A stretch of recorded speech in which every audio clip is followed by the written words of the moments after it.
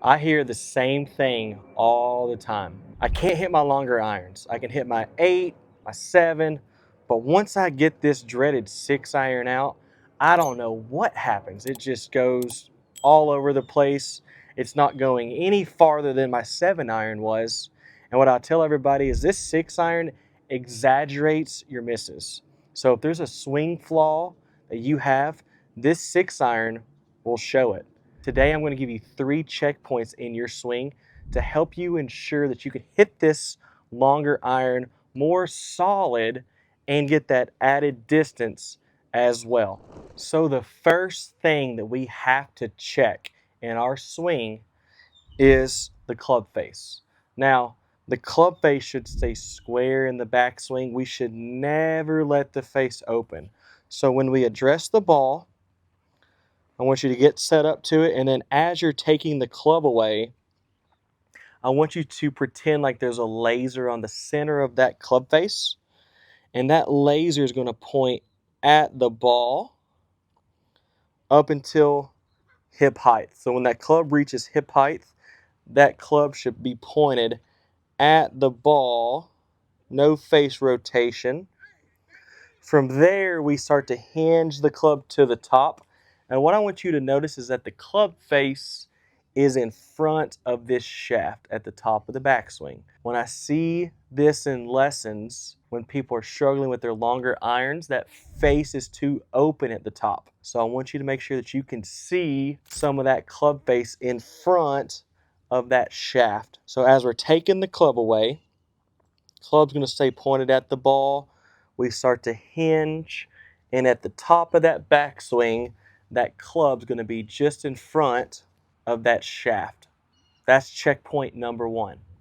As you're concentrating on the club face, I want you to remember the club face is king. Wherever this club face is pointed when we get back to impact is where the ball is going to start.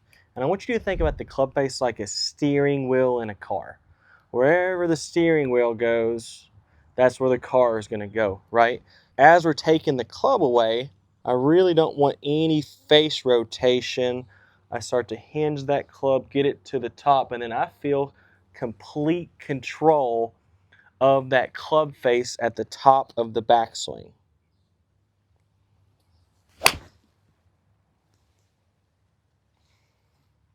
So checkpoint number 2 is the path that the club is traveling on in the downswing up until impact. And what I've set up is this really nice practice station to show you how to achieve this. How are we going to do this in the downswing? So once we get to the top of the backswing,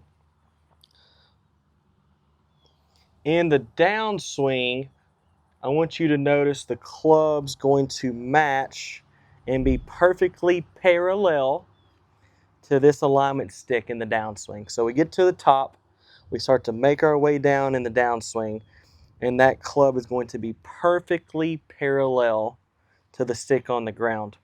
This gives us a really good visual of where this club should come from up until impact. Here's what I see on a daily basis, and here's what I fix on a daily basis, is all too many times I'll have a player that gets to the top of the backswing, and then immediately in the downswing, that shaft starts to get steep coming into the ball. And I want you to notice now the shaft is outside of where we need it to be. This shaft has to match that stick in the downswing. This is a non-negotiable. You cannot come down steep and hit your longer irons consistently in the middle of the club face or with compression.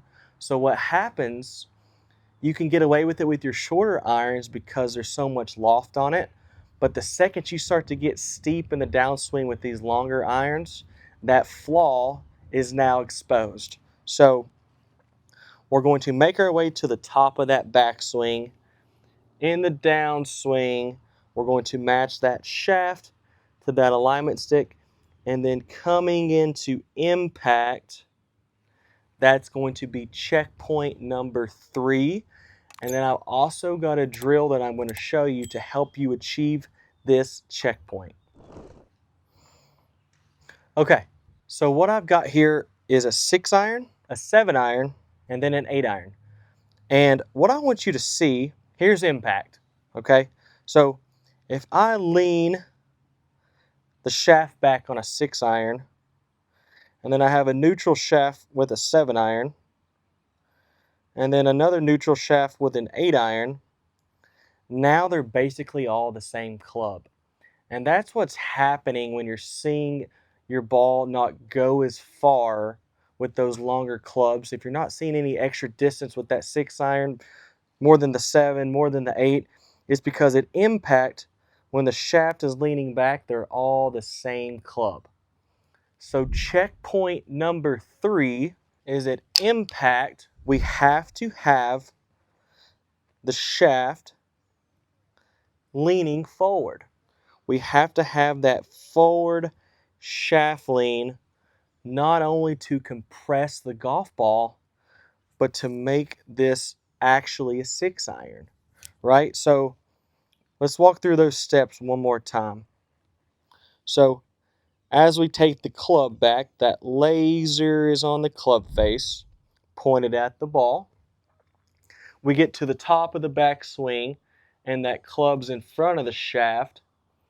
In the downswing, the club's starting to come from this position, from the inside instead of coming steep. So club's coming from the inside. And then the only way now to make this a 6 iron is that at impact, that shaft is leaning forward. And this is one of my favorite drills that I'm going to show you to achieve that shaft angle. So what I want you to do is grab a range ball, and we're going to take half swing. So the club's going to go about hip height on both sides. I call this the forward press drill. And essentially what you're trying to hit is just a punch shot. So we're going to go forward press. We're going to take a backswing, hip height, and your goal is to keep that angle coming into impact, and then post impact, we're not letting the club pass our hand. So we're going to forward press the shaft. The button of the club is going to point at that left hip for a right-handed golfer. We take the club back hip height, keep that angle, and then you're going to hold off that finish. And essentially what you're going to hit is a punch shot just to help you feel that compression, feel that shaft in front, and then you can start to almost build the swing from impact through. So another angle for this drill, we go forward press the shaft to that left hip. We're going to take a half swing from hip to hip, keeping that angle, and the ball should stay pretty low. It's almost like you're trying to hit a punch shot just to get this feel of compression, feeling that shaft in front at impact. Hip, hip, keeping that ball low, feeling that awesome compression, and then you could start to build that in the backswing just from feeling that compression. So let's walk through those checkpoints one last time. In the backswing, we've got to make sure that that club face is staying square up until the top of the backswing. In the downswing, that club is coming from a much better path, and then into impact, that shaft is leaning forward, ensuring that I'm delivering the correct amount of loft to the ball. Plus, it's going to give us some compression. Please like and subscribe. I've got a ton more stuff coming your way, and I can't wait to show it to you. Take care, guys.